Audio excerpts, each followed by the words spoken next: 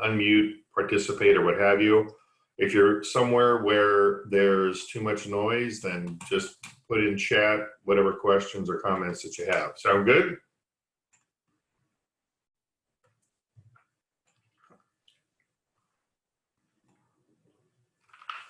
All right, Lee's got the thumbs up thing going on.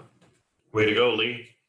All right, so what I'm going to share with you is exactly what I do every day, Monday through Friday, from 8 o'clock in the morning till 11 o'clock. This is what I'm doing, using the phone to find business. And I've, especially with COVID going on, no open houses, no door knocking, no social events. A lot of our activities are restricted. And so the good news is the phone still works. The phone is still a great way to get in touch with people. And I know some of you may believe that, nobody answers the phone anymore. That's just not true. People do answer the phone. People still use it to communicate. So it's okay. All right. So let's talk about how you're going to get business. If some of you are newer, you may not be aware of the best way or how to go about finding business. And let's be real. We're not in the real estate business. We're in the lead generation business. So what is it that we're doing on a daily basis, on a consistent basis to find business? That's what this is all about. Okay. Here's some of the ways. You can wait for it to show up. Those of you that are newer, I'm sure the day you got your real estate license and you put on Facebook, I'm now a licensed agent, everybody you know called you up to say, hey, I'm ready to do real estate. Help me buy or sell a home, right? Everybody did, right? No, that didn't happen. What happened was nobody really cared. And some people said, oh, I'll think about you or what have you. An example I give of this, somebody waiting for it, I was out door knocking one day back when we could do that. And I ran into somebody that said she was an agent as well, at home, 10 o'clock during the week. And I asked her, great, what are you doing to find business? And she said, well, I'm kind of waiting for my phone to ring. And that's not a way of finding business. Waiting for it isn't going to work. Another way we can get business is we can pay for it. Tell me some ways that we can pay for it. Pay to get business. And you can put that in chat, or if you want to unmute and tell me, you can do that. And I'll wait. I've got pink lemonade, Crystal Light.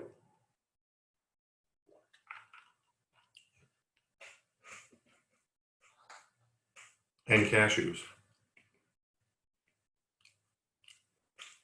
I gotta make sure my volume's up. Hang on a second. Oh, yeah, my volume's all the way up, so I should be able to hear you.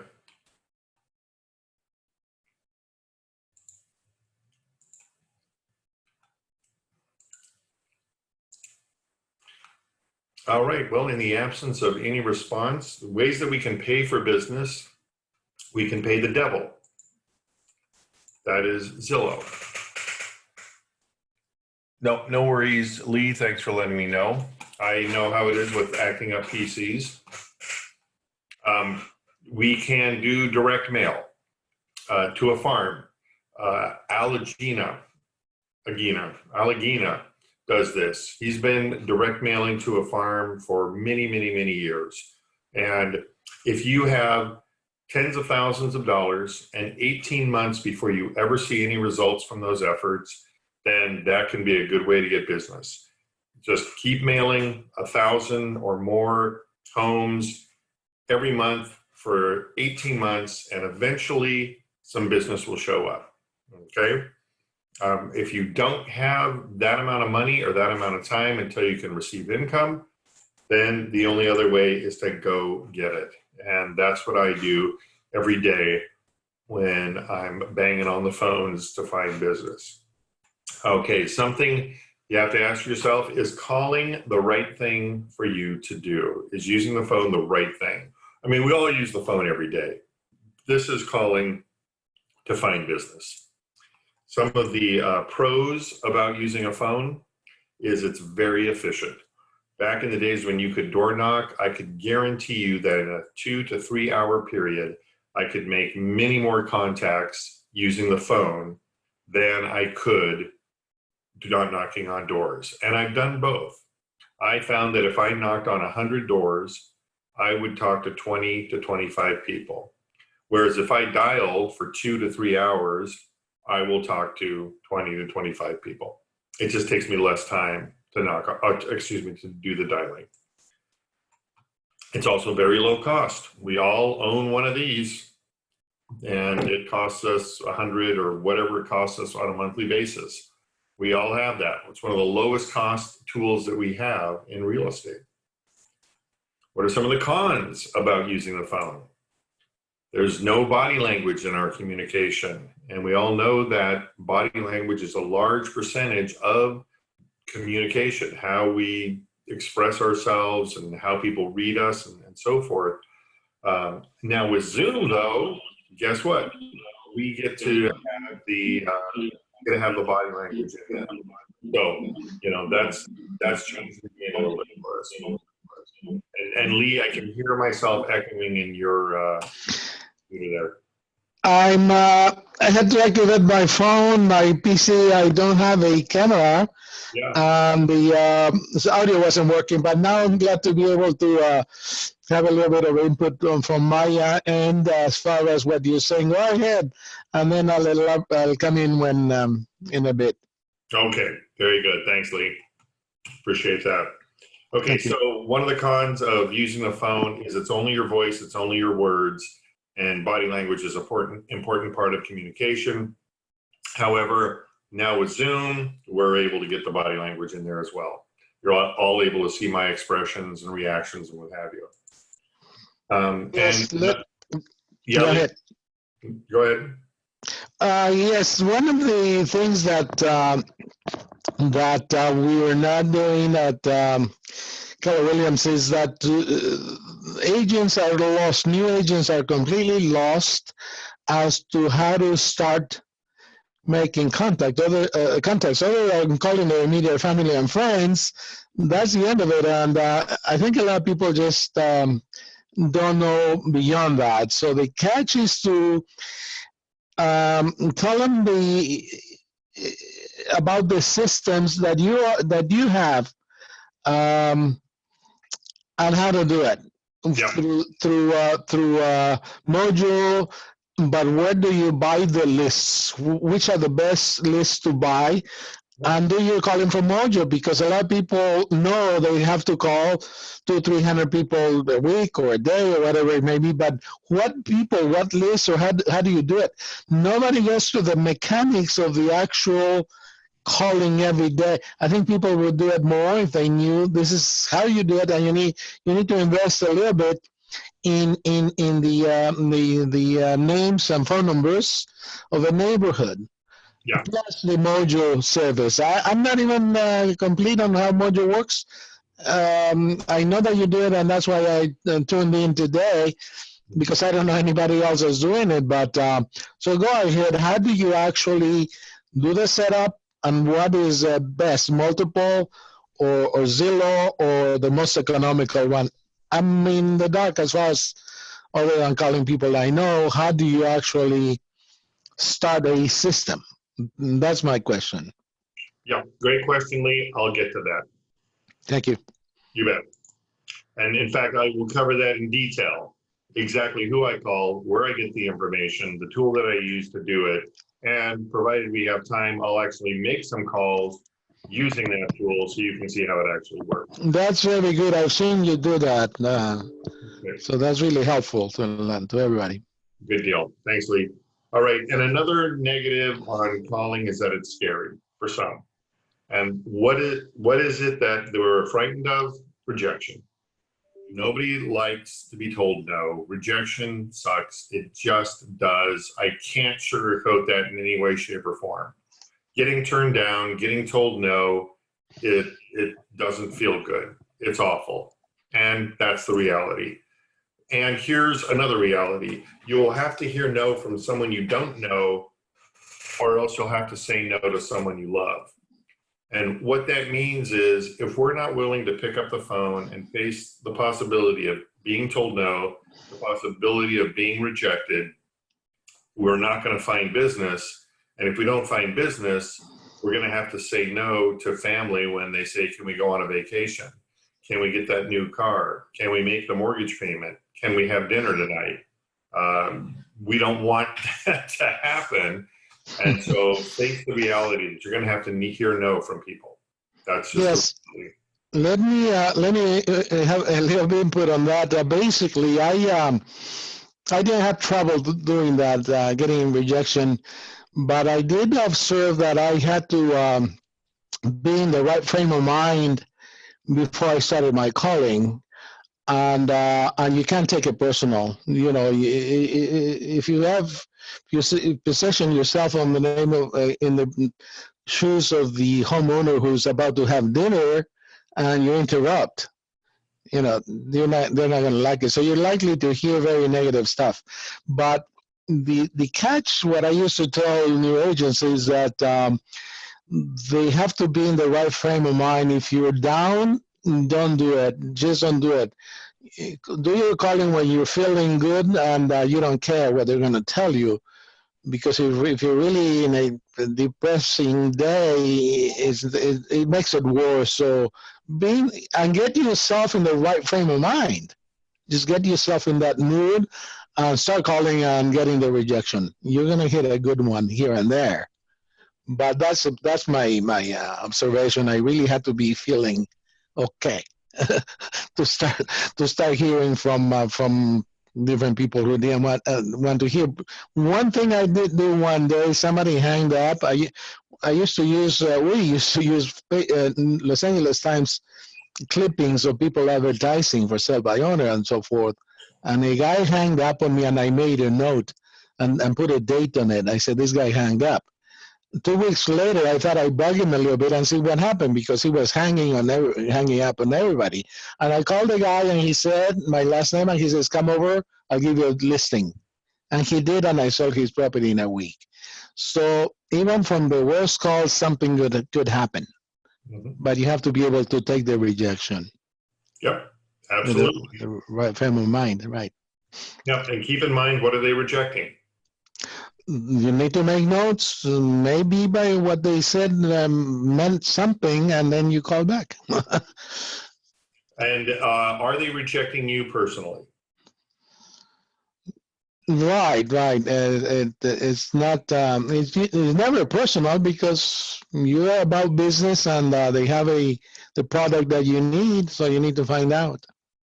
If you go to McDonald's and you order your Big Mac, the person at the register always asks you, do you want fries with that? And why you would ever want to turn down McDonald's fries, I can't imagine. However, you don't. Maybe you don't want the fries. And if you say no thank you to the fries, that cashier doesn't get upset and go cry in the back room because you rejected them. You just didn't need fries. And the vast majority of people, when I'm making calls, when I'm making cold calls, or whatever you want to call them, they don't have a need. And so they're not rejecting me personally, they're rejecting what I'm offering. So that's how I can insulate myself from that. But if they hang up on you, well, you can do what you did, Lee, and make a note and call them back again later. As a matter of fact, when I'm using the dialer in Mojo, I will have people hang up on me, and I'll redial them immediately and call them back. And I'll apologize for getting disconnected. And sometimes they'll let me go on from there. Also, when they hang up on you, they're just making it a whole lot easier for you to get through your list of calls, because that's someone that you just made a contact with. And again, my goal is to make 20 contacts a day, 5 days a week, 100 contacts a week using the That's very good. Does Mojo keep records of who actually picked up and who didn't? Yep, Mojo keeps all of that data. Great, that's a great service. We need to learn about that. I make notes in Mojo so I know the conversation that I had, so that when I go to follow back up with them, I can look at that and remember the conversation that I had. So, that's a great service. When people need to learn about that. Absolutely. Yep, I think it is. What if they tell you to F off? I've had that. a couple of times. I've been using a dialer for at least 12, 13 years. I've spoken to tens of thousands of people over that period of time. In that entire time, I've been told to F off maybe twice. The best one I got is when somebody told me, I hate realtors. I hope you and your children die of AIDS. By the way, it can be worse even than that, but the thing is to understand the person is having problems. It's not the person calling, but I used to knock on doors and a guy yelled from his living room, come in, and I came in and he's sitting down with the shotgun on his lap, and I didn't say anything, and I turned around and left. Mm-hmm. Yep. Yeah, keep in mind that hurting people hurt people. Yeah. If someone's going to tell you to F off or say what that person said to me or has a shotgun in his lap, they have something going on in their life that's causing them pain. It has nothing to do with it. Yeah. Well, even he did nothing, so he didn't call the police. He did nothing. He didn't call the police, nothing. He just left, didn't say anything, and I made a note not to knock on that door again. Mm-hmm.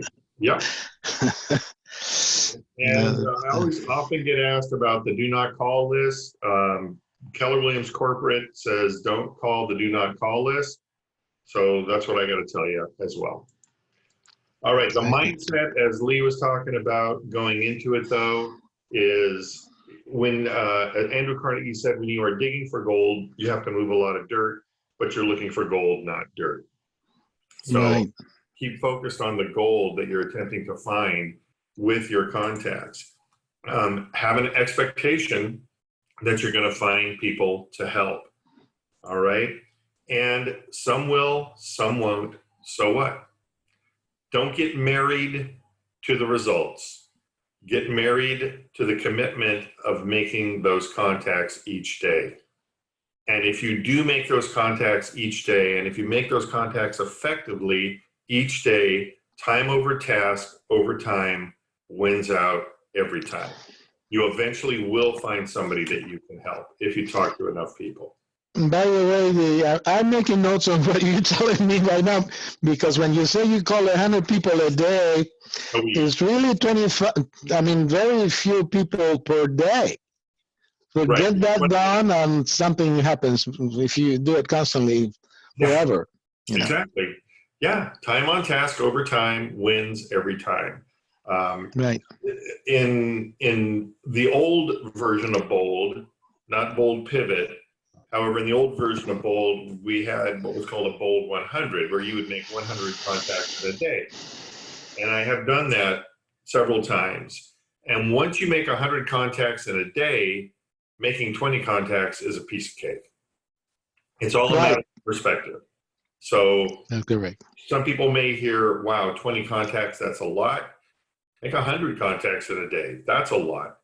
Okay. and the more people you talk to, the luckier you're going to get of running across business. Then if you make 100 calls a day, then what you need a system to organize the potentials, because you're going to have to follow up, and then you'll have maybe, hopefully too many. 500 people a day. At a family reunion that told me about years ago, before dialers, their goal over a 1-year period was to make 100 contacts a day. And if they missed the day, then they'd have to make calls on the weekend. So these guys were making 100 contacts a day back before there were dialing systems. They were doing it the old school way. That takes some effort. On a dialer, it's possible to do it. I've done it in 5 hours using it. Yeah. Okay, so who do you call? Lee, to your question, who is it you can call? You mentioned, hey, you can call your sphere of influence. Absolutely. If you've called everybody on this phone and told everybody there that you're there to help with real estate needs, great. That's an excellent start. All right. Because people who know, like, and trust you, they do want to help you. They do care about you. It's just they forget about you the second you hang up. So you need to remind them that you're there to help them. Okay.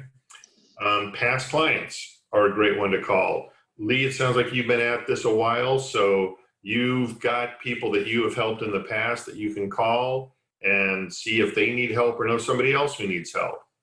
But another thing to keep in mind, if you're newer to the business and you say, well, I haven't sold a house yet, I don't know anybody, I don't have any past clients.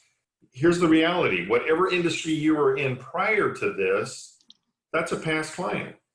That's someone that you worked with in the past who knows you, likes you, and trusts you. And you are more than welcome to call them, introducing that you're in this new line of work and how you can help them. Totally makes sense. And also, anybody that currently owns a home is someone's past client. And the National Association of Realtors tells us that when people are interviewed, over 80% of people say they would use the same agent. Only 7% actually do, because we do a horrible job of keeping in touch with our people, with our clients. So there's opportunity out there in somebody else's past client. You just got to reach out to them and build a connection. Here's a good one, absentee owners. We've got a listing in contract in Torrance right now that was an absentee owner that I called a year ago and I followed up with and stayed in touch with. There are a lot of income properties in this area, a lot of absentee owners. They are not married to that property. They might be married to the financial situation they have with it, and they may be at a point where it's time to sell that and buy something else or get out of it or do something with it. You never know.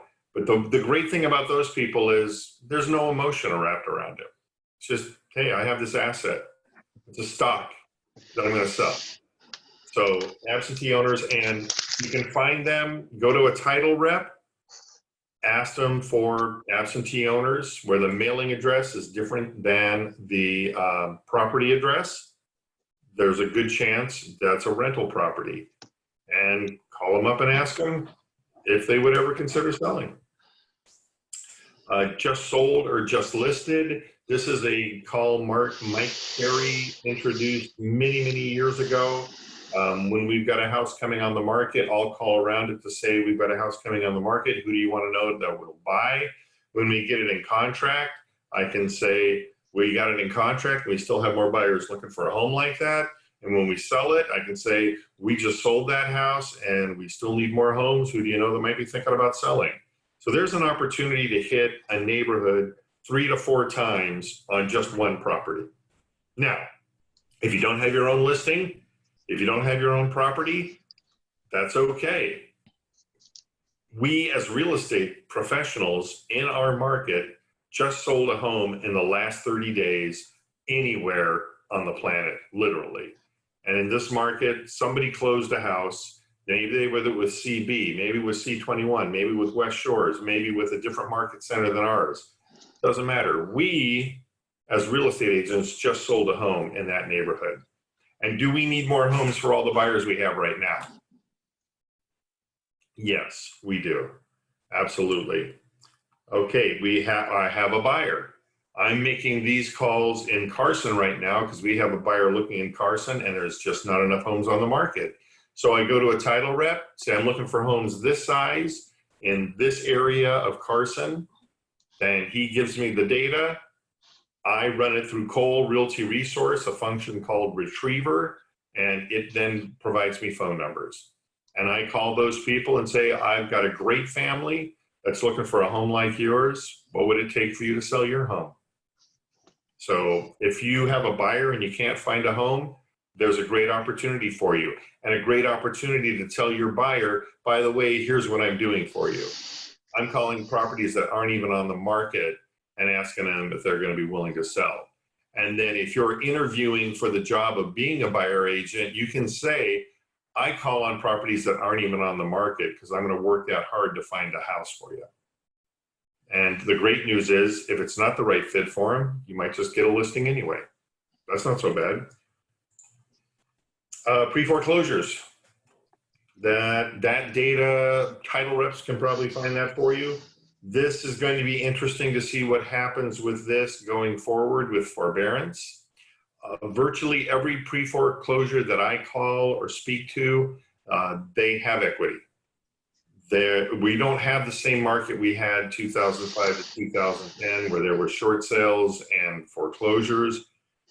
Anybody in foreclosure now, or the foreclosure process now, has equity. So there's an opportunity there. And then, of course, there is the bread and butter of, people that are motivated to call expired and for sell by owner. RedX is a source of data, Land Voice, Vulcan 7. You want to pull it out of MLS, Craigslist, or Zillow. The reality is, in our market, expireds, there was one expired today. And at the end of last month, there was 20. Up in Northern California, where I came from, we'd have 60 to 100 at the end of each month. So there are very few expired or canceled properties in this market.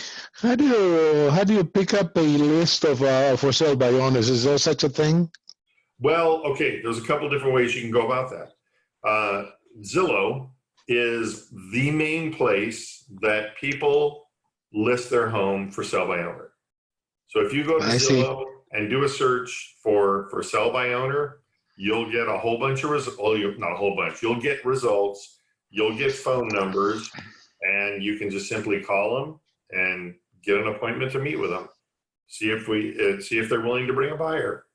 And I have a whole script and strategy around for sell by owners. In fact, we just listed a for sell by owner last week, and it's just making the appointment to visit with them and have a conversation with them about what they're trying to accomplish, and show them how you can help them accomplish that. That's all they chose to work. The idea with those is to break the ice. They get to know you. They get to see your face. Maybe pretend you're doing a walkthrough on the property to potentially bring a buyer, but then they get to see the person. Correct. And it's just a matter of following up on some of those, and eventually they'll go with an agent. Exactly. And chances are the person they already met, maybe. That's exactly right. If they're raising their hand saying, "I want to sell my house. I'm just having a hard time paying commission to a listing agent. I need to net as much money as I possibly can. I want to try it myself." Whatever it is, they think they can do it. And sometimes they just need to go through the pain of not being able to do that. And if you're still the one standing at the end of that, then you're going to get hired to get it done, because they have to sell. Okay. And same thing with an expired was trying to sell, and they just said, this didn't work out for whatever reason. It's almost always the price is too high, by the way. Okay. I mentioned down here for, excuse me, for rent by owner. That's a category in Craigslist. This is an owner of a property who's trying to rent it himself or herself. Why not call them up and just ask them if selling might be a better option for them? Why not? Nobody else is calling them except tenants. For sale by owner applies in the same manner for lease by owner, in that as an agent, you volunteer, you come in and give them information they may not have without giving away the ranch, and they'll appreciate that. And eventually they will know that you're the right person because you have information they haven't been able to get. Yep, exactly. Yeah, Lee, that's exactly right. By giving them value. I've got, for sell by owners, I've got a security tips piece of paper. Right. Things you want to be aware of. And without stopping short of guiding them through a transaction, they start, because they're going to learn that it's not so easy. They'll probably lose a transaction here and there, but they'll think of you then that a professional should handle it. But again, just give enough info for them to have a taste of what somebody can do for them. Exactly. That's in the profession. By the way, don't ever give them disclosures. Right. Because those disclosures have your contact information on them. Right. It came to a legal battle and over a transaction you weren't even involved with, attorney's going to go, hey, look, who's this real estate agent name down here? Oh, let's That is true. see. That's one thing to watch, that not to go Yep. so deep that you're part of the failed transaction and litigation. Oh, yeah. Attorneys are always looking for people they can get money out of. Okay. In a little bit here, I'm going to show you how to build a script. I'm going to address how we speak to people over the phone. First of all, most important thing is to smile when you're on the phone, because you can hear a sincere smile come across over the phone. I like to throw in giggles and chortles and laughs, because we'd all much rather speak to somebody that it sounds positive and upbeat and having fun than somebody who's down and whatever, overly serious. Okay. Ideal if you can stand up while you're calling, because you have better energy, and that's going to come across over the phone. Using downswings. A lot of times newer agents will sound like this. Hi, I'm Bob with Keller Williams Realty. I'm hoping you don't hang up on me. I'm hoping you might know who I am, maybe, possibly. I'm Bob, and I'm with Keller Williams Realty. And you should really be working with me. You should know who I am, because I'm the best agent in this market, period. You know, somebody, you to sound more confident and be more confident. yeah. All these new agents, and other people, you know, even older agents that have been in the business, they need to see what you do, Bob, because I used to tell this person that was 2 years in the business, hadn't sold a house, and I told him, you need to sound like you're the man. You've been in the business forever. You've been in the business for 20 years. Nobody knows more than you. You have to sound like that. And if you have to research something, then you tell them so. I'll be back with the correct information. But you really have to sound like you're the most knowledgeable person they've met. Mm-hmm. Even if you're not, the resources are out there, the systems to generate information for whoever, but you have to sound like you said, not in the downstream type of thing. It even sounds funny, but people do that. One of the easiest ways to sound like you know what you're doing is to ask great questions. You don't have to have the answer to questions they ask. You don't want them asking questions. You want them answering your questions. And I'll show you why here in just a second. And if you ask great questions, they will assume you know what you're doing and that you're knowledgeable and experienced. Have your script in front of you until it's internalized, because that way you'll be able to know where you're going, where you're starting, and where you're ending. I hear a lot of people say, I don't like a script. I don't want to sound scripted. The reality is, whenever you make a call, you're probably saying the same thing every time. It's just a question of, is it effective and is it getting results? And I'm willing to bet if it's not scripted to the extent that it needs to be, it's not working. And as well as you have to make it up every time. Whereas I know exactly what I'm going to say every single call. I know exactly what kind of responses I'm going to hear, because I've heard them all. And I know how to respond to those responses or to those questions. Be confident. And confidence comes from asking great questions. Come from contribution. Come from a place of, I'm trying to help people out. Not, I'm trying to make my mortgage payment or my car payment by getting a commission off of you. Be curious and be more interested in them and in what they're attempting to accomplish. And remember, we control the conversation with question. The best example I like to give of this is a sign call. That's when somebody's driving through the neighborhood and they see your sign out in the yard, or they're scrolling through Zillow or whatever, and they see your phone number. Hey, I'm calling about the house on 123 Main Street. Can I see it? Or how much is it? Or what's going on with that? They've just asked the question. So now they're in control. And I flip it on them and say, that's a great house. We're getting a lot of calls on that one. Are you looking to buy a home? And I've now flipped it on them and asked them the question. My goal on sign calls is to never give any information about the property and book a buyer consult by asking them great questions about what they're attempting to accomplish. It's fun. I've done it.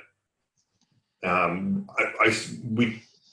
was going to say we tend to get fewer sign calls because all the information is available online. However, with the listing we have in Torrance, we've gotten 3-4 sign calls on it, people driving by. Another property that we have listed in Gardena, I've gotten several calls just from the sign. So it still happens. But the key is by asking questions, we're directing where the conversation is going to go. And if we're asking questions, who's doing the majority of the talking? The person on the other side. I think that you want to not give them information that they're just going to give the agent they have now.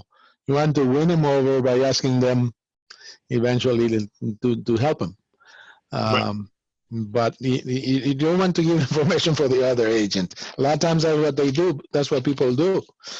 Innocently, or they know that they're just getting info for their agent, and that's the thing to watch, and try to avoid and to try to win them over instead. Okay. What do you say? This is now where we're going to build a script. I'm going to show you how to build a script that will be effective and that will work. Okay. The scripts that I use and on a consistent basis really have 3 parts to them. And the first part is what I would call the introduction. When the phone rings and the person answers, the first thing they say is hello. And the way they say hello, hi, how's it going? What's up? Bueno, whatever their answer is, tells me a lot. And that's why you have to really listen for that hello. Because if they answer the phone and say, hello, I can't go on my high D path of, hi, this is Bob, I'm calling about you, blah, blah, blah, blah, blah. I have to slow down, ramp it back, and go, hello, this is Bob, and match their pace. It's called mirroring and matching. Many of us have heard of that. So depending on how they say hello, you're going to match what they do. If they say hi, you're going to say hi. If they say, hey, what's up? You're going to say, hey, how's it going? Or whatever it is. You mirror and match them. That allows them to feel comfortable. The next thing I say, the first thing I say after they say hello is good morning, because I'm making my calls in the morning. Unless I'm making some in the afternoon, then I might say good afternoon, or I might forget and I'll say good morning in the afternoon. And then that becomes fun too. They might laugh. So I say good morning because it's a recognizable phrase. And if I make a lot of calls to people who have never talk to me, heard my voice before, and so I have to give them something that allows them to tune into my voice and my tonality. And good morning is a recognizable phrase that allows you to do that. If you call Holland at the front desk, she has a spiel that she gives that before she ever gets to Keller Williams South Bay, because that spiel allows the listener on the other end of the phone to get in touch with her voice and her tonality so that when she says Keller Williams, they hear it. And they go, okay, I did call the right place. You can call a lot of businesses that don't do that, and they start off with, this is blah, blah, blah, blah, blah company, and you have no idea what they said. So that's why I always start with good morning. It's a recognizable phrase. And I always introduce myself. Now you can say, this is Lee with Keller Williams South Bay. I choose to say, this is Bob. I'm a local real estate professional. Just because in the past, people have been turned off by a Keller Williams agent, or maybe the Keller Williams agent was the last one that listed their house and it didn't work, or whatever it is, I just choose to say, this is Bob, I'm a local real estate professional. And I choose to introduce myself up front because telemarketers, and we've all gotten these calls where a voice comes over the phone that we don't know from a number that we don't know, and they say, "Hey, Bob, how's it going?"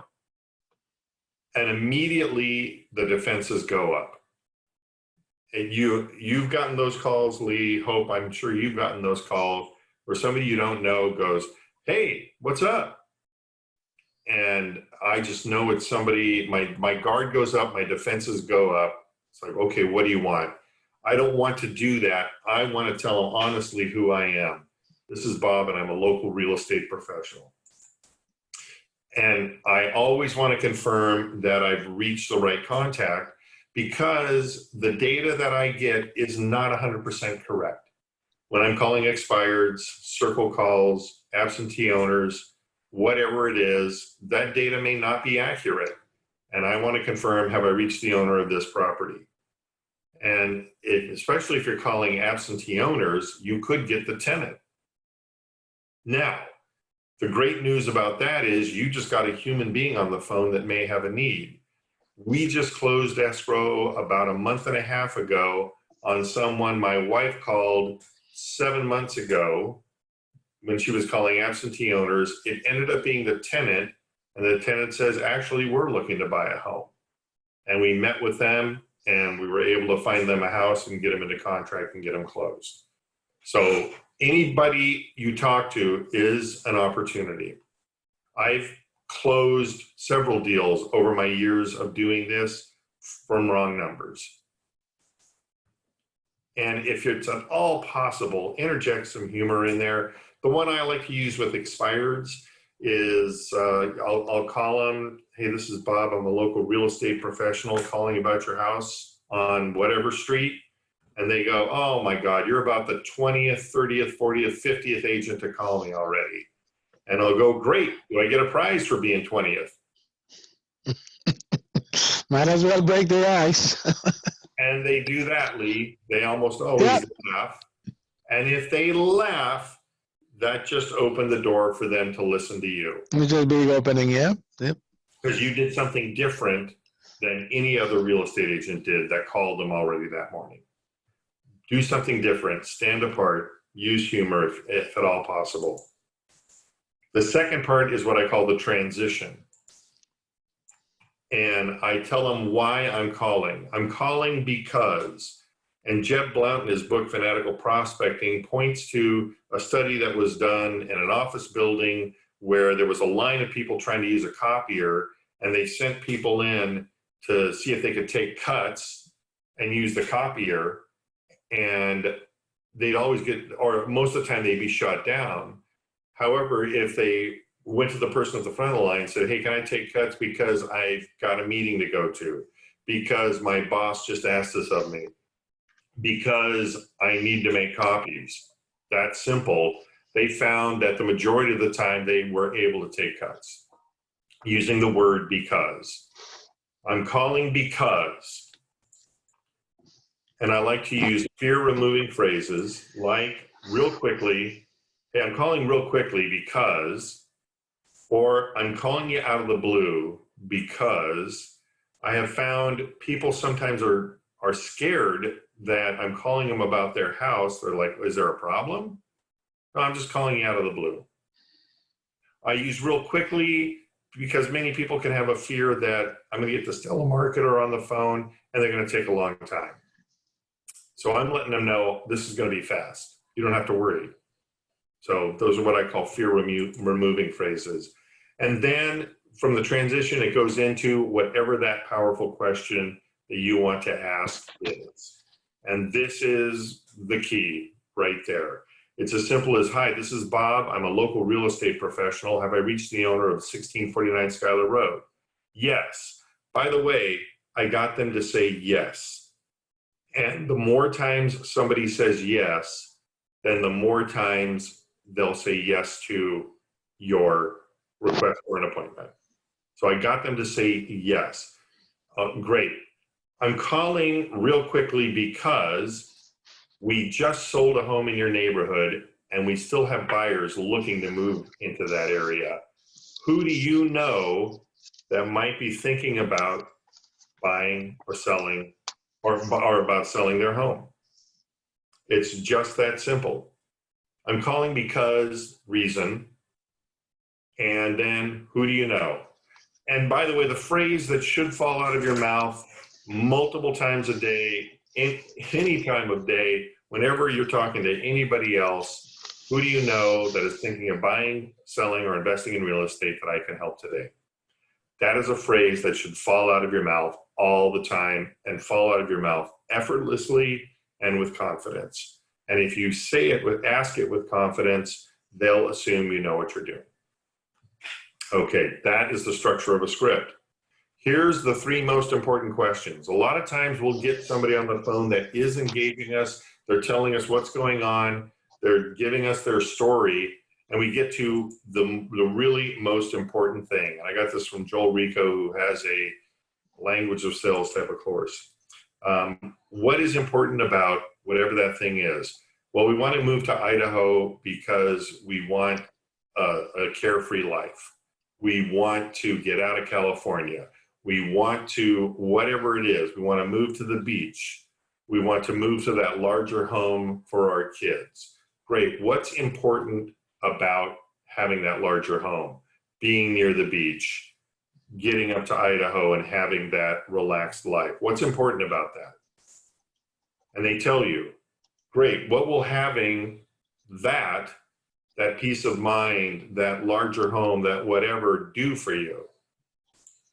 And then finally, what will having that mean for you? If you're able to get to these 3 questions, then you're going to have them in the palm of your hand. Because that last one of what's the meaning for you is the emotional one. That's the one that's going to pull on their heartstrings and resonate with them. So if you're able to get to, I can't tell you I get to this every call. No. However, if you're able to get to these questions, either on the phone or in front of them, these are key questions that really get to the core of what their motivation is. And then it's your job to help them accomplish that goal.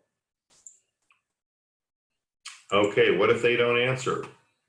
Do you have the right contact? Then I leave a message. Okay, a lot of times when I'm dialing, I will see a name, and most of the time, I just get a 562 or whatever the phone number is. I don't know if I've got the right person.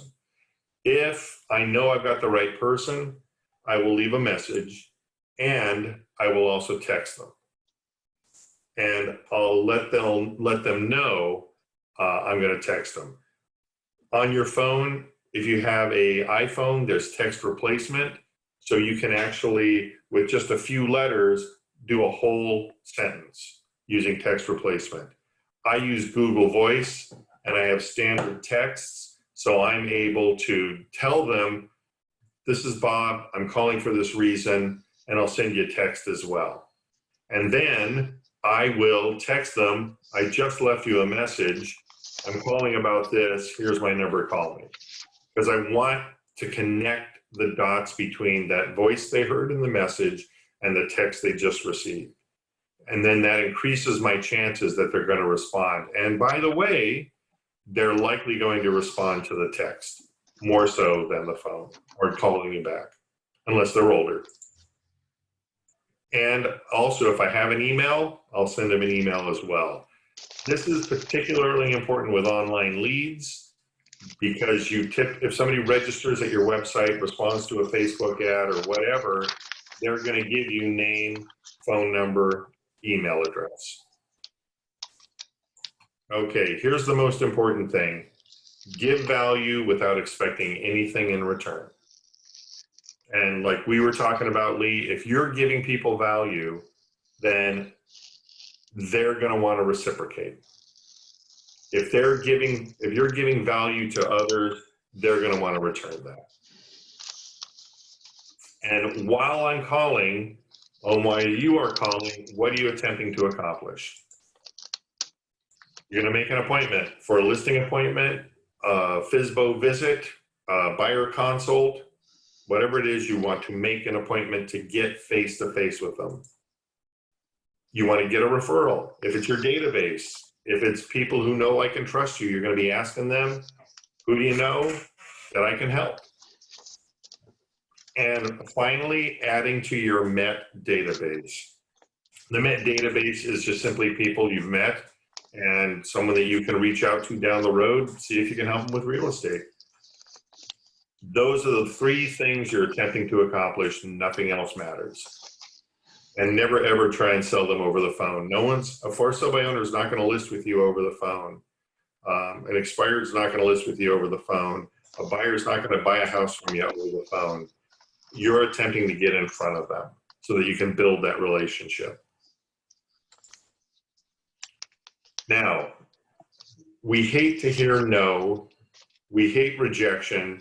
And this goes back to our caveman days. When we hear no, or when we hear a brush off or a reflex response or an objection, our body, our amygdala, croc brain says fight or flight. We've just been attacked. What are we going to do? We're going to fight or we're going to fly. And that's an instinctive response. And we have to anchor that, disrupt it, and then respond to it. Because we need to give time for our neocortex to take over and communicate something rational. But when we hear no, we immediately go into defense mode. And we have to get out of that. Things that are called RBOs, reflex responses, brush offs, and objections. And how do we handle those? First, we have to anchor them. We have to acknowledge it, that they just delivered that.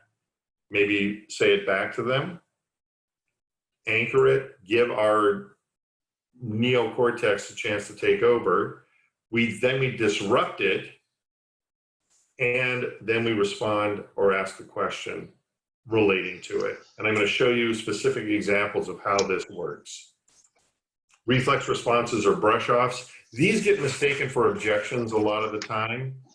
These are people trying to get us out of their way. And we do them all the time. Just looking is a very common one. Jeb Blount, in his book, Fanatical Prospecting, talks about how he went to a different city, forgot his short charger cord for his phone. So he went to the nearest whatever store to try and find one. And he walked in, the salesperson walked up to him and said, "May I help you?" And he said, "No, I'm just looking." And he took a couple of steps and realized, "Oh, I do need help. I need to find the stupid charger cord." And went back to the guy and said, "Actually, this is what I'm looking for." This is a reflex response that we have all learned to deflect salespeople over the years. Everybody knows it. This is that one that, hey, we're giving them the Heisman, okay? I'm just looking. And that's a very common brush off. Or we're not selling anymore. For an expired listing, canceled listing, I hear we're not selling anymore. We're happy with our agent. We're trying to get rid of you. We're not moving. I'm not interested. You hear that one a lot. No, thank you. And well, just tell me over the phone or email me what it is you want to share with me. Those are all either reflex responses or brush offs. And the way we handle those is first to anchor it, acknowledge that you just heard that, and then disrupt it. Brian Tracy in The Psychology of Selling, I listened to his tape series over 30 years ago. Yes, I listened to tapes in my car. That's how old I am. He says, one of the best disruptors is "that's exactly why I called." Another one is "that's the best part," because they're not expecting to hear that. That's what disrupts them. It takes them, they're charging down a path, "Hey, I'm just looking," or "I'm not doing this," or "this is where I'm going," or "I'm happy with my agent." And you hit them with "that's exactly why I called." They stop and go, "What?" And now you've just taken them off of the train that they're headed down, and the train stopped, and now they'll listen to you. That's the beauty of a disruptor. Or "that's the best part." Jeb Blount in Fanatical Prospecting talks about, I'm so happy, or I'm so glad you said that. Hey, I'm just looking. Oh, I'm so happy you said that.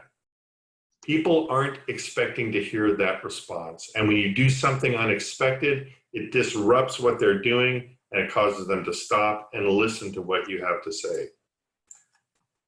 When it comes to just looking, here's my favorite one. And if you've ever gotten an online lead or if you've ever been to an open house, you've heard, I'm just looking.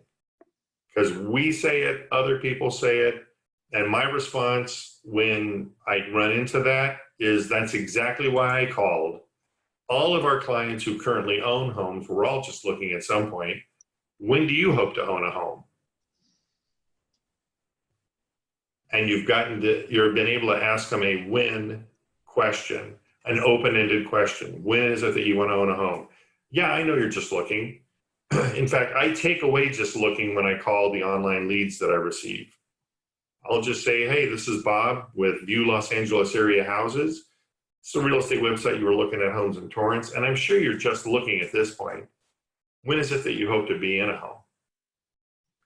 And that I just took that arrow out of their quiver. They were going to fire at me. I'm just looking. I'm going to shoot you down, pal.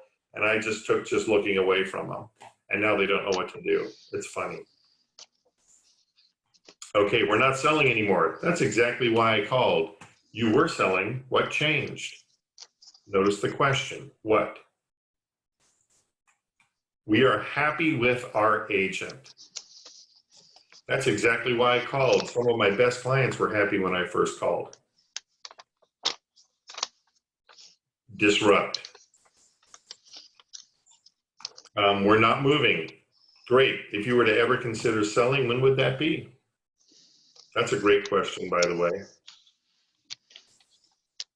I'm not interested. This one's a fun one. Have you ever heard I'm not interested, Lee? A few times. Before you even got out what you were calling about, I can't tell you how many times I said, hi, this is Bob. I'm a local real estate professional. I'm not interested. Yeah, that's a way of saying I'm busy. Yeah. I don't want to talk with anybody. I talk to you, I'm busy.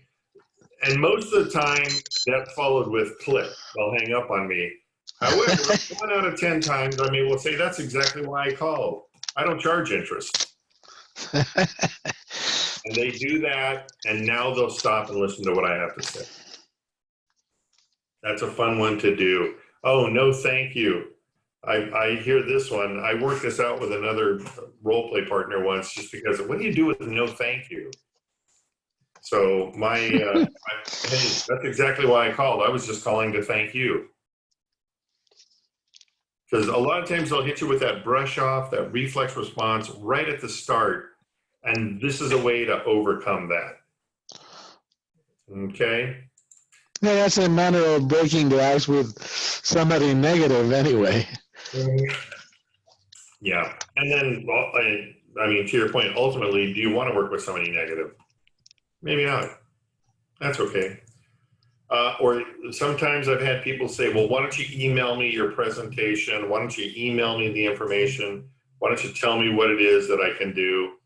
I like to respond with, I would love to, but there are some things I must show you. Okay, I got this one from Brian Tracy in The Psychology of Selling over 30 years ago. There's some things I must show you. And it's still meet them in person, right? Still work. Right, and then you can always ask them, well, tell me, may I ask? By the way, I love asking my questions, beginning my questions with may I ask? Because you're asking permission to ask the question. And almost always the answer is yes, you may ask. Now they don't verbalize it, however, in their mind they're going, yeah, you can ask that question. May I ask? The last agent that you hired, did you hire them based on a phone call or email, or did you meet with them? The reality is they met with them. Right. Yep. Okay, objections. You got to know the difference between a condition and an objection. Condition cannot be overcome. They lost their job. They just filed for bankruptcy. They just bought or sold the home, or something that's insurmountable. That's a condition. It cannot be overcome. You don't even bother trying.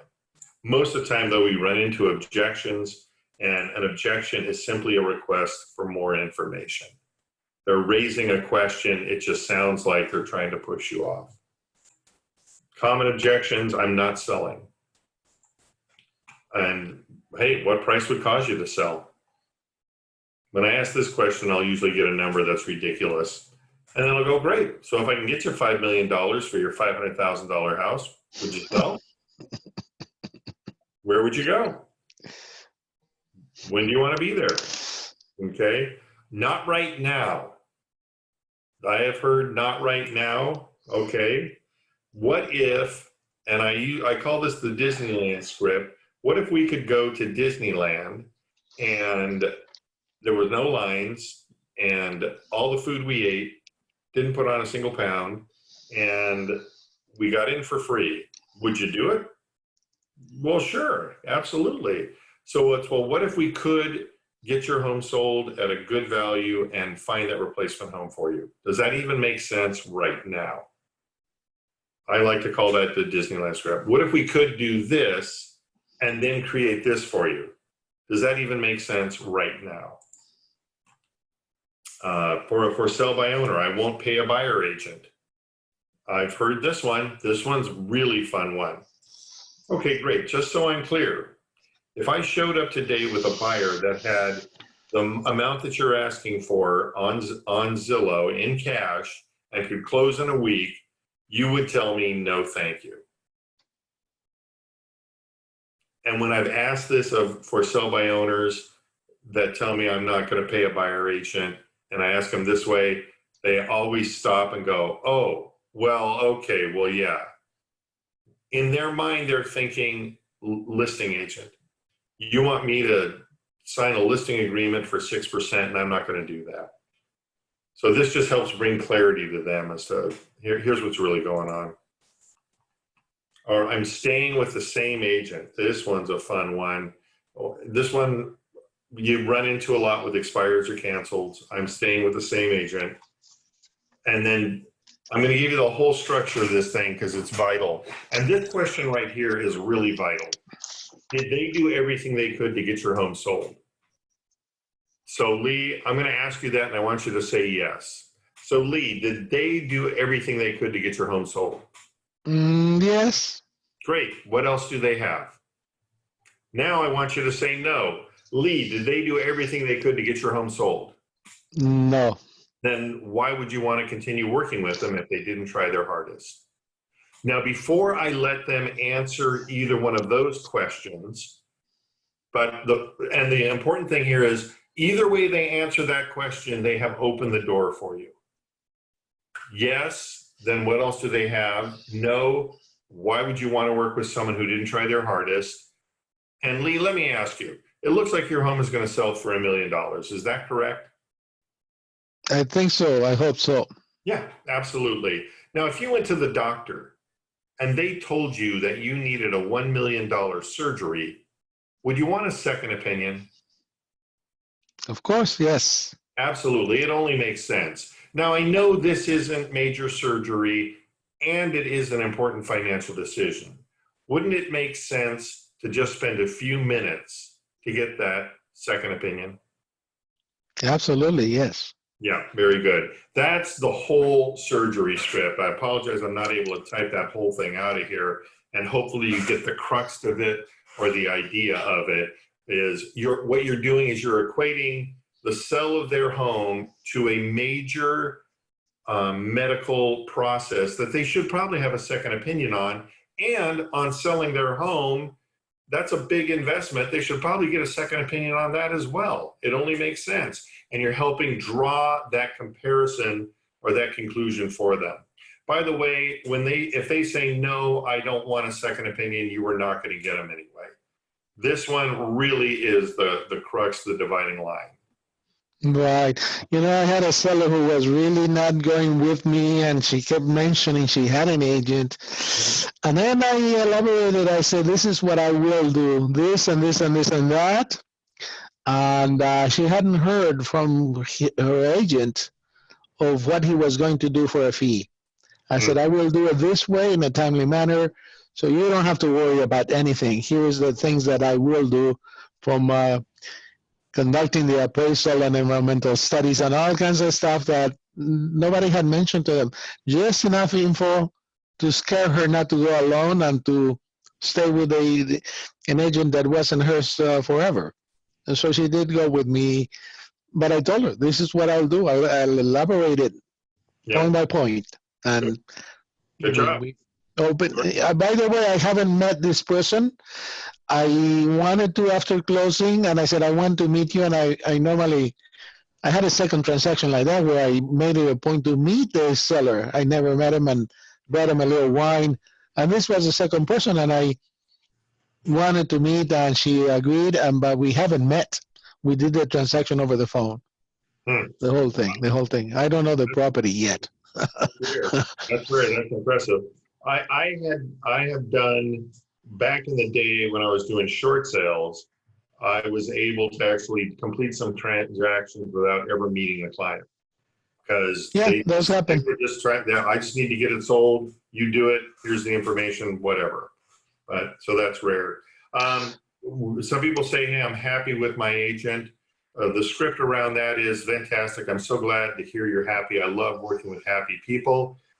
Let me ask you something, though. You know, our clients that work with us are averaging 3 to 4% more and getting their home sold in a shorter amount of time. And they're actually ecstatic with us. So I'm just curious, would you rather be happy or ecstatic? So there's the happy agent script. Yeah. We have a family member. This is a fun one. I call this the Thanksgiving script. And it is, hey, I can appreciate that you have a family member, you want to use them, be loyal to them and what have you. You know, in California, our real estate purchase agreement is 10 pages long because of all the legal issues that have occurred over the years. Heaven forbid that something go wrong with your transaction. Would you be able to look them in the eye at Thanksgiving? Right. So that's a fun one to do. And most people are going to go, oh, I couldn't say that. Oh, that's just do it. It's fun. You're probably not going to win the battle. And okay. And you can also say, look, you know, I can list the house for you, be a neutral third party, that if you need to fire me, you can. If I screw up and you need to take me to court, I can. And I'll pay your family member a referral fee. So that way they get some money and you get a neutral third party to represent you in the transaction and do the best job for you. So that's a way you can handle it. The objective that we're attempting to do is to close on the appointment. And there's this either or close that is my absolute favorite because I'll show it to you. Are you available in the afternoon or nights and weekends better? Because I'm not asking them for a time. Everybody has heard, will 2 o'clock work or is 3 o'clock better? Will 4 o'clock work or is 5 o'clock better? Everybody's heard that closing line, okay? This is not asking them for a time. This is asking them for clarity. Are you available in the afternoons or nights and weekends better? And when they answer this question, they've just said yes to the appointment. Because if they tell me, well, afternoons are best, then I can go, great, I have availability this afternoon at 3 or tomorrow afternoon at 4, which is better for you. And then they pick a time, okay? That's what's the beautiful thing about this close on the appointment. One thing that we're able to do now, I call it the COVID close. May we schedule a Zoom call or are you comfortable meeting in person? This is still an either or close. And however they answer it, they're saying yes to the appointment. Would you like a Zoom call or are you comfortable meeting in person? Like, we're deciding for them, it's just getting that clarification. Correct. Yep. We're making the appointment ourselves. Yep, absolutely. Okay. With a for sale by owner, If they say, yeah, I'm willing to pay a buyer's agent, great. I should probably see your house to see if it's a fit for one of the buyers we're working with. Will this time today work? With COVID, now it's how are you coordinating showings with COVID? And do you need me to sign a PED? And they go, what's a PED? Okay. And remember, when you are booking appointments, remember that no one has an hour. Don't ask for, can I get an hour of your time tomorrow, the next day, or whenever? Because no one has an hour. Everyone has a few minutes. I never asked for the only amount of time I ever asked for is a few minutes. Can I get a few minutes of your time to show you what we can do to get your home sold? Can we just meet for a few minutes so I can take you through the buying process, what's going on in the market, so you'll be in the best position when you're ready to buy a home? I just need a few minutes. And they will give you, once you have that appointment, they will give you whatever time you need. You don't need to schedule an hour. Just ask for a few minutes and they'll give you whatever time you need. Asking for an hour puts fear in them, because they've all had that agent that said, I'll be there for an hour, and they were there for 3 hours. Okay, the tools that you need: a phone, a way to get the phone numbers, and I've shared several of them previously, and you need a database and a system once you get them. Since we're all KW agents, we have Command now, and those people can go into Command, and we can create smart plans for them, drip campaigns, and follow up with them on a consistent basis. That absentee owner that I mentioned, I reached out to him, got the story, followed up with him every 2 to 3 months over a period of a year. And then when he was ready, I was the only one standing. I was the only one that had communicated with him. So he hired me, and he lives in Michigan. Okay, a bonus would be a noise canceling headset. They make some really costly ones that I would not recommend. I use a very inexpensive one that's like 35 bucks on Amazon, Bluetooth enabled, and it does a fine job, and it's basically disposable after about a year. I've spent 300 bucks on one that lasted 2 years. What's the name brand on that? Is that a Logitech by chance? No, I don't think it's Logitech. I think it's called AppTech or something like that. Okay. There's some good ones that you might be able to get for 100 bucks or something like that. This one is fine for my purposes, and that's all. It works really well. Yep.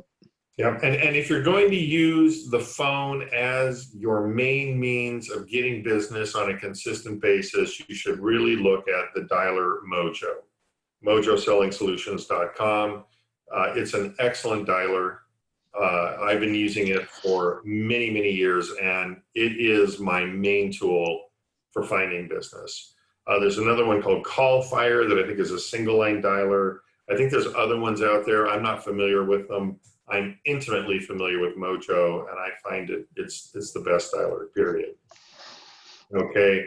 I always like to finish this section about prospecting karmic energy, PKE. What it basically, this philosophy is that if you put out into the universe enough times that you're there to help people with their real estate needs, and you do that, you put that out enough, eventually it's going to come back to you. There's been so many times I've been dialing on the phone, beating my head against the wall, getting told no, getting rejection, getting whatever. And that happens on Monday, Tuesday, Wednesday. And then Friday comes and my phone rings and it's somebody that says, hey, we spoke 6 months, a year, 5 years ago, whatever. I'm ready now to do something. And that's prospecting karmic energy, returning that back to me. Okay, and you reap what you sow. You have to put it out there first. And I always love to tell the story of the Coronas, not the beer or the virus. Juan and Sylvia Corona. I was on a Monday morning, I was circle calling around a listing saying we just sold a home. Who do you know that's thinking of selling? And Sylvia Corona answered the phone and she said, we're actually thinking about selling. We're in a 2-story home. We're getting older. The kids are moving out. We really need a single-story home. And so I met with them that evening to talk about what they wanted to accomplish and how we were going to make it happen, and set about doing it. At that time, the only house they could buy was a short sale. And so it was very tricky how we had to put the deal together so that they were able to purchase it. And it took a few months, and ultimately I was able to hand them the keys to their new single-story home in an area that they loved, and they were very, very happy. Sylvia pulled me aside and she said, Bob, we never told you this. And remember, I called them on a Monday morning. Sunday night, we prayed that if a real estate agent called us, it was God telling us that we should move.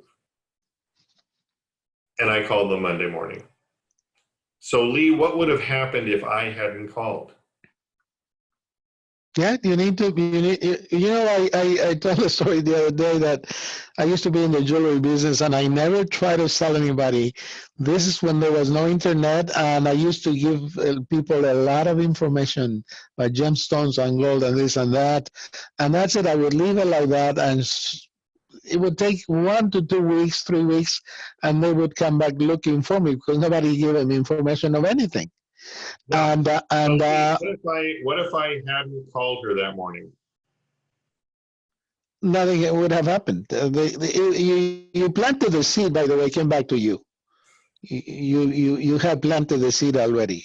They prayed that if a real estate agent calls us, it's God telling us he wants us to move. Things like that happen, right. I was going to make it happen. It was going to happen. I just got in the way.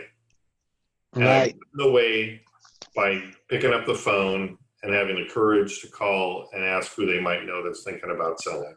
The universe is dropping opportunities in our lap all the time, and it's a matter of getting in the way of those opportunities. And the way I get in front of that opportunity is to call them, pick up the phone and talk with them.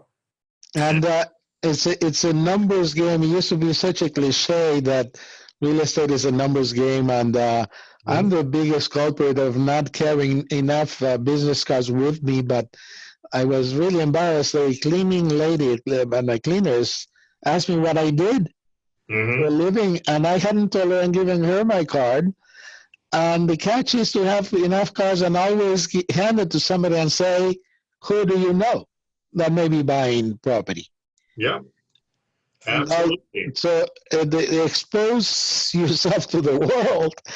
Imagine running a commercial on prime time, and your phone number and your face is there, my face is there, and covering a lot of people. So we're doing this like piecemeal, but the catch is to do it constantly. And enough calls or contacts to make it pay.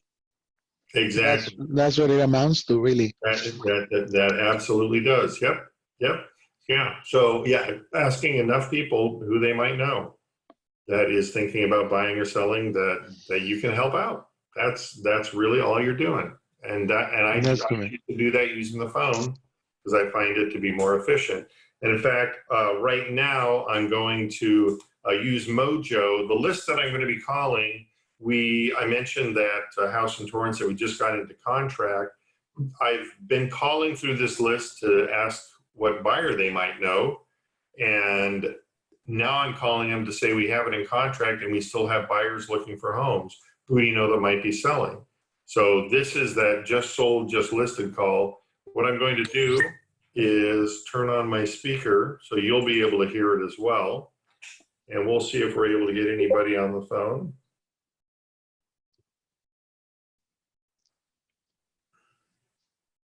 Eight 654. Using your touchtone phone, please enter your PIN number. Your PIN number. You are now logged into the Mojo dialer. Please press the start button on your screen to begin calling. All right, so we'll do this for a few minutes and then see if there's any other questions that need to be answered or addressed, and we'll call it good. Good, thank you. You bet. And right now, this is Mojo, by the way, Lee. Right now, it's dialing three numbers. 4048. See, I don't know what that number is, so I'm not going to leave them a message or text them. So yeah, right now the system. The office of Maureen Highsmith. I'm out of the office right now. We're on another line. If you could leave. That was the right person. It was an office number, though. I'm not sure I wanted to leave a number there. So it's dialing all these numbers. If two people answer at the same time, I have a recorded message that says, hello, hello. I must have a bad connection. I'll call you right back. Please leave your message for 4. And then it disconnects the call. It puts it in a queue so that when I finish the other call, it dials them back. Great. Is that built in, that system that way? What's that? Is that built in into the Mojo call? Great. Wow, what a product. This system cost me $159. Phone is protected by no more. To prove you're not a robocaller, please enter the number 13. Again, thank you. Connecting your call now. See, this way I'm not a robocaller. Right. Yep. I also use my 916 number just because it's different. I have a 310 number through Google Voice. Hello? Yeah, hi, good afternoon. My name is Bob. I'm a local real estate professional. I was hoping I was reaching someone in the North Torrance area. Hey, Bob, we don't need any real estate. We're fine where we are. Thanks. Well, maybe you can help me out, though, because we just got a house into contract close to where you live, and we still have buyers looking for homes. Who else do you know? Maybe one of your neighbors that may be thinking about moving.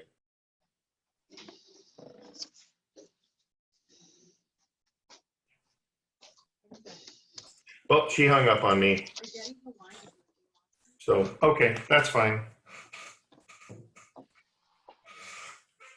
So, yeah, people will shut you down sometimes. Yeah, things like that happen. Let me ask you, Rob. Basically, when you acquire Mojo, then you need to provide them a list of names and addresses. Do they set it up for you? They help you set it up? Who sets it up? Okay, yeah, good question. Where do I get my data? These phone numbers that I have here, where did I get them? How did they get in there? Okay, these numbers I got from Cole, C-O-L-E, Cole Realty Resource. Okay, and that's a service. They may have a monthly fee. I used to pay about $1,000 for the year, and I could download as many phone numbers as I wanted to. What I would actually do is I would sell off access to other agents, $100 for the year. I would get 10 agents to give me $100, and I ended up getting Cole for free. Now, from that system, I have to download a flat file, a spreadsheet, and then I upload it into Mojo. And the tools for uploading files are all built into Mojo. It's all very simple. It's very easy. Okay. So any Excel spreadsheet would work? Any Excel spreadsheet will work. What it does is it takes you through a screen where you map to whatever fields Mojo has and whatever fields are in your spreadsheet. It maps it to name, first name, last name, address, phone number, email address, what other relevant data you want to map, so that when you dial, the data shows up in the correct place. Got it. That's the way any system, that's the way Command works. If you want to import your file into Command, you have to map it so it matches Command's fields. Right. So yeah, that's how I get this kind of data. Land voice we use for expired, for sell by owner, pre-foreclosures. Those ones automatically, it integrates with that system, so those go in automatically. And I just know what group or what field call list to look for. And it also allows you, it's got a lot of tools for, let's say you have a list of 1,000 records dating back a year. You're able to actually go in and I want to call the ones in the month of March that showed up in the month of March. If you have old expireds, Say, I want to call all the March ones. You can set this up so it'll do that. I want to call Great. all the year-old for sale by owners. You can set up the fields to do that. And then you also have these groups that I've created so I know where to put people. I have 3 basic categories for buyers and sellers. Hot, they're going to do something in the next 30 to 60 days. Nurture, they're going to do something within the year. Watch is a year or longer. So those, whoever I speak with, they're going to be a hot, nurture, or watch buyer or seller. And that way I can keep them in there and I can set up a follow-up call by setting up an appointment to call them down the road. Okay. I'm not going to do that here because I didn't get them. So let's see if we can get somebody else on the phone here. Oh, Fabiola I spoke with. Don't know anyone. How did you get my number? See, here's that note of somebody I spoke with. Hello, this is Fabiola. Hey, Fabiola, good afternoon. This is Bob again with Keller Williams Realty. I spoke with you a few weeks ago because we had a house coming on the market near you there. And now we've got that in contract and we still have buyers looking for homes in the area. Who do you know that might be thinking about selling? I don't know.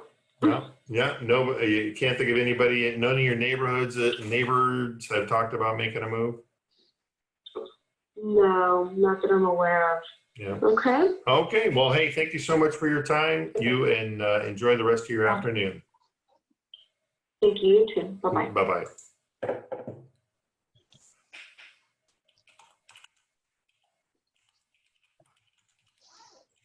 And then when we close it, I'll be going through this list again and I'll be able to tell her, hey, you know, hey, now we've sold it. Who else do you know? And this is a way I can essentially build a farm around this listing.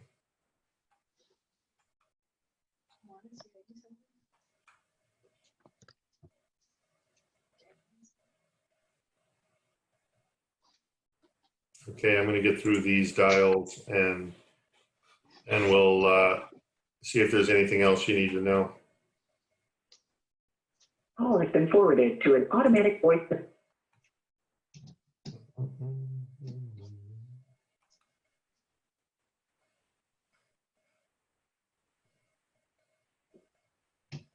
Box of 310.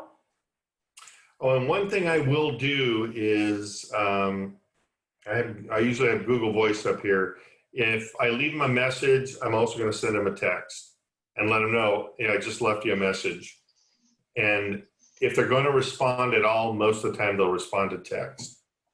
Somebody asked me the other day, because I came from Northern California about 1.5 years ago and started selling down here. People have asked me, hey, what's the difference between up there and down here? I don't know if it's up there or down here. However, I've seen more people will communicate by text than they'll necessarily communicate by phone. And that's a reality of what our world's coming to. I think there are statistics out there that I think about 90% of people respond to texts Yep. against calling. Calling, if you're lucky, they'll pick up. But most people do pay attention to text. So that's a good tool to have. And maybe something built in with all your info, like who you are and the company and so forth. I don't have that in my phone, but it's a way to do it. And you send the text with all your personal info and who you are and so forth. Okay, so here's a standard text thing that I created. Here's all my standard text. So that way, when I have Google Voice open, because it's got my 310 number. So what I'm able to do is I can create a message and put their number in here, and then I can come here and copy and paste the text, drop it in there, and in 30 seconds, I've left a message and I've texted them. And again, that then can help connect the dots between that phone number and voice that they heard over the phone and the text they just received. Connecting the dots. That's what I'm after. Okay. Lee, did you have any other questions? No, thank you so much, Bob. I do have to mention one tool that I use very quickly here. I would print a list of all the properties that were for sale in a specific area. Not so much for lease, but for sale. And I used to knock on doors on commercial property before the corona and all of that. So in person is always better. But now, if there's a way to find out phone numbers on a commercial area, they'll usually pick up, and here's a list of properties that I have in this size range. Just a tool to break the ice with somebody. Most commercial people are opening to always moving up, moving down, leasing, selling. So that's a lot easier. But just printing the list and having it in front of you, they may ask you, what is this or what is that as far as what size, and you have it right there in front of you as a working tool. And that's all, just something else to work from. But what you have already installed is great. I'm going to look more into that and start doing some of that work that you do so well, Bob. So thank you so much. My pleasure, Lee. You have a good rest of your afternoon. You too. Thank you. Have a good one. Bye-bye. Bye-bye. Thank you.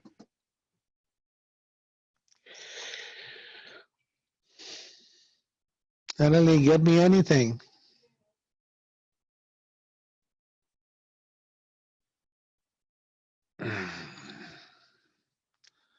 What are you getting?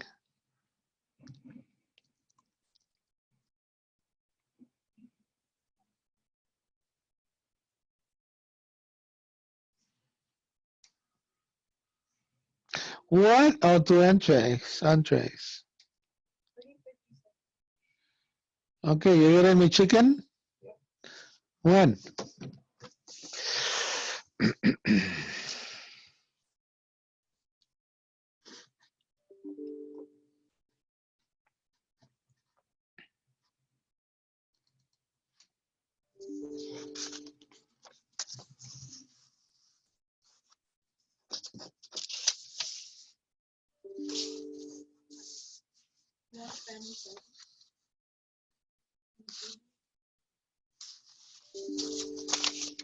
What? Family what? What is that? No, just chicken.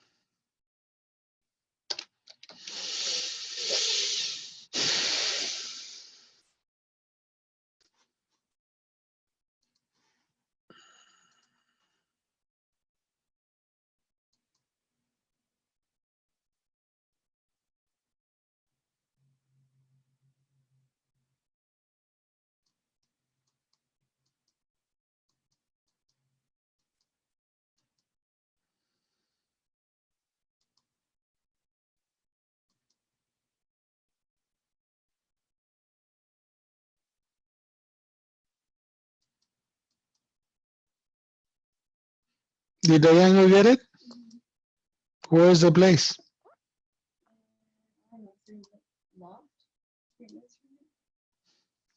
Survey please.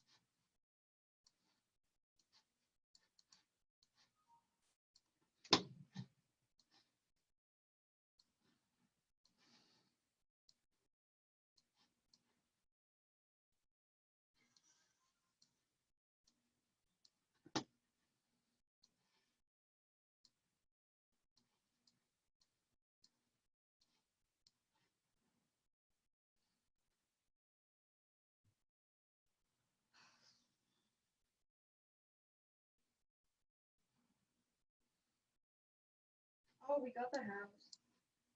Which one? The one that I didn't go to. Ah, you're kidding. So, from the pictures, it's a little weird looking, but all three of them liked it, so I don't know what to think. It has carpet, so You have to live with what it is. Let's go see it, Natalie. I Maybe. have to go sign it on Saturday morning. Yeah, I'll go with you. The thing is, With lake access to Mission Viejo. I don't know what it means you can get in the lake and then go crazy. Risk your life.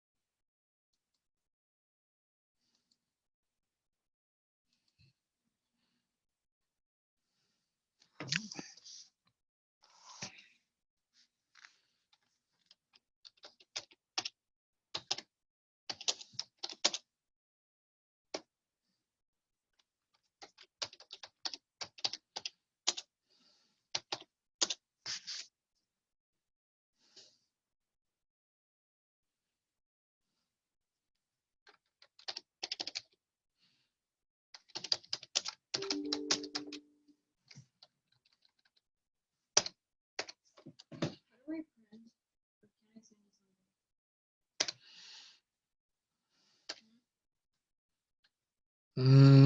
you Mm, try to hook up. something?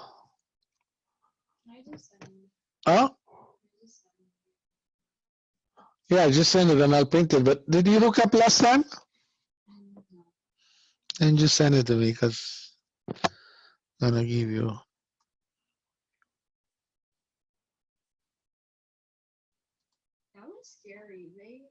they started calling our like landlords and stuff, and I thought they were gonna call my boss. Like my boss is a doctor. He's too busy to be dealing with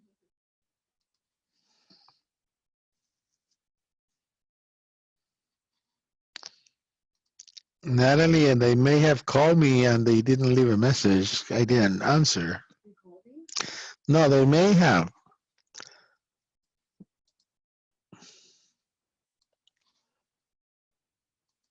And I never got to answer.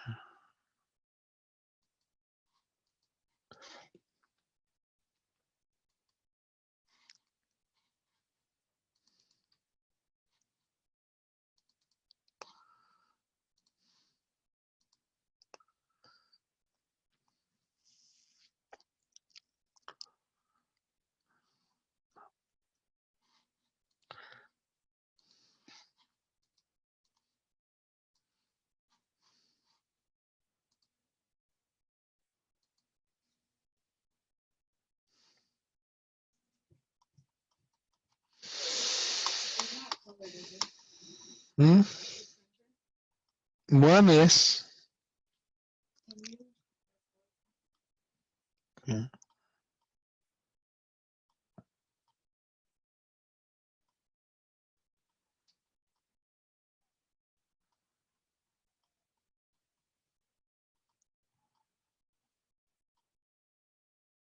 Okay, so